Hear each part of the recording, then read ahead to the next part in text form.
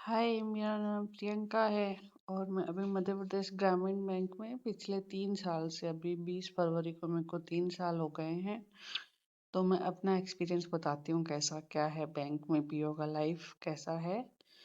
तो मैं राजस्थान से हूँ और मैं मध्य प्रदेश ग्रामीण बैंक में जॉब कर रही हूँ।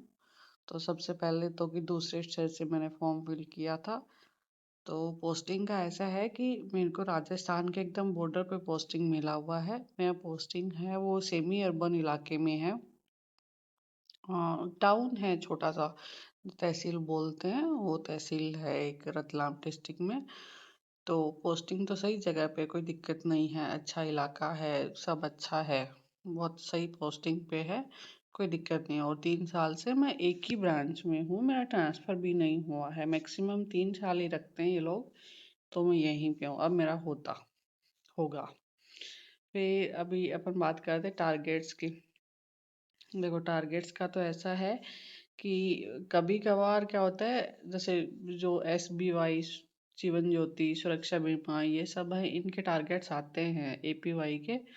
तो वो अपने को कंप्लीट करने ही पड़ते हैं। कभी नहीं भी होता है तो ठीक है, ऐसा नहीं है कि वो एकदम आपको डांटेंगे। जितना आपको भी थोड़ा वर्कलोड और आ जाता है कुछ चीज़ों के लिए कि हाँ शाम को 4 बजे तक आपको करके देनी है, बट सब डुएबल होती हैं, कोई दिक्कत नहीं है, हो जाता है सब। उसके बाद बैंक स्टाफ पे मेरी ब्रांच में भी 5 लोगों का स्टाफ है, जिसमें एक BM सर हैं, 2 ऑफिसर हैं, स्केल 1 है, एक में एक सर हैं और 2 क्लरिकल हैं। तो मोस्टली हमारी RO में सब जगह पे 4 या 5 स्टाफ हैं, मतलब इतना स्टाफ है, इनफ है, जितना चाहिए होता है, आराम से है, कोई दिक्कत नहीं है। अब बात करते हैं वर्क लाइफ बैलेंस की, जो बहुत ज़रूरी है आजकल, सबको सबसे ज़्यादा टेंशन इसी। देखो वर्क लाइफ बैलेंस का ऐसा है ना कि आप ब्रांच पे डिपेंड करता है, आप पे डिपेंड करता है आप कितना जल्दी काम ख़त्म करके घर आ जाते हो। जैसे मेरा रहता है कि मैं मोस्टली 5 बजे का टाइम है तो 5:30 बजे तक मतलब डे एंड कर दें हम यहाँ पे। तो RRB में बेस्ट है, बाकी बैंक्स के कंपैरिजन में बहुत सही है। आप 5:30 बजे तक आ जाते हो। कभी कभी ऐसा होता है कि ज़्यादा काम होता है लोन वगैरह का या फिर कोई रिकवरी का बाकी है तो लेट होता है, बाकी तो आ जाते हैं 5:30 तक, अच्छा है, कर सकते हैं। अब आते हैं PO के क्या क्या काम होते हैं। मोस्टली तो वेरिफिकेशन का ही काम होता है। जैसे जो क्लरिकल एंट्री डालते हैं, अगर ऑपरेशन का है तो जैसे वाउचर वगैरह हो गए, RTGS हो गए, अकाउंट ओपनिंग हो गया, वेरिफिकेशन का ही रहता है। साथ में जैसे कभी कभी फील्ड पे भी जाना पड़ता है, लोन अकाउंट्स होते हैं तो जो लोन की फाइलें भरना होता है वो सब होता है, लोन की फाइलें भरना। साथ में ही जैसे फसल बीमा वगैरह भी करना होता है, तो ये सब होता है। सही है काम, ज़्यादा कुछ ऐसा नहीं है कि आपसे होगा नहीं हो। और अब आते हैं सैलरी पे।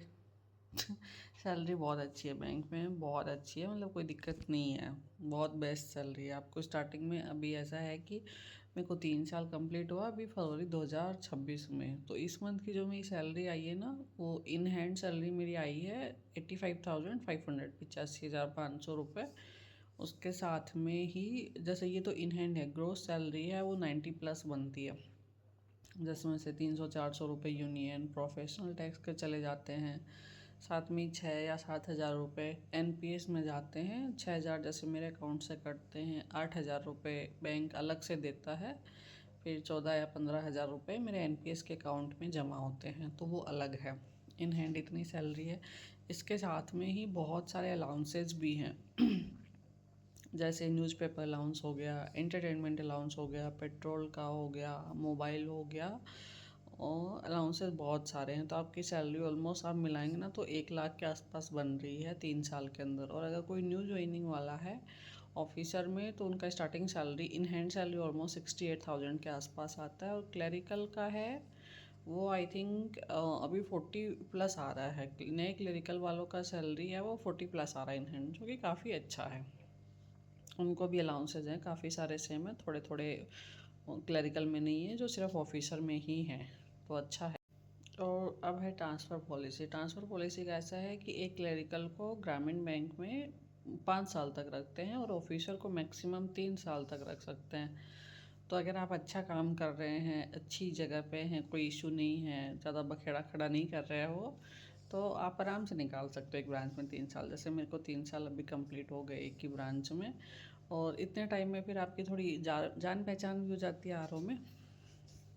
तो आप उनसे बात करके सर मेरे को इधर कर दो, मेरा रूट सही पड़ता है इधर, तो वो कर देते हैं। सही है ट्रांसफ़र पॉलिसी। अगर आप कुछ ज़्यादा परेशान नहीं करते हैं, ज़्यादा गड़बड़ नहीं करते हैं, तो वो आपको दुखी नहीं करेंगे, सब सही चलता रहेगा, उसका टेंशन नहीं है। अब ओवरऑल एक्सपीरियंस अच्छा है यार। मेरे को तो देखो आरआरबी बेस्ट लगता है। कम काम है, थोड़ी स्टेबिलिटी तो काफ़ी अच्छी, बैंक जॉब है, स्टेबिलिटी काफ़ी अच्छी है, सैलरी अच्छी है। आरआरबी में हो तो आप अपने घर के पास भी हो सकते हो, बहुत अच्छा है। मेरे को 3 साल हो गए, मेरे को कोई परेशानी नहीं हुई। इवन जो मैं दूसरे स्टेट में हूँ, राजस्थान की होके एमपी में हूँ, तो भी मेरे को कोई दिक्कत नहीं था, सब अच्छा चल रहा था। तो मैं तो बोलूँगी अगर आपको बैंक ज्वाइन करना है तो आरआरबी बेस्ट है। बाकी देखो सबका अपना अपना चॉइस है, मेरे को आरआरबी बेस्ट लगता है। बाकी अभी मैं छोड़ रही हूँ आरआरबी, वो क्यों ये मुझे अगले बार बताऊँ। मतलब आरआरबी नहीं छोड़ रही हूँ मैं, मध्य प्रदेश ग्रामीण बैंक है वो अभी छोड़ रही हूँ। 3 साल में मैं स्केल 1 थी, तो अभी मैं ये वाला बैंक छोड़ के जा रही हूँ। 25 मार्च मेरा यहाँ पे लास्ट डे है, मैंने रिज़ाइन दे दिया है। ठीक है तो ओके बाय। आई थिंक अब सब हो गया है। चलो पढ़ाई करो सब अच्छे से। बाय।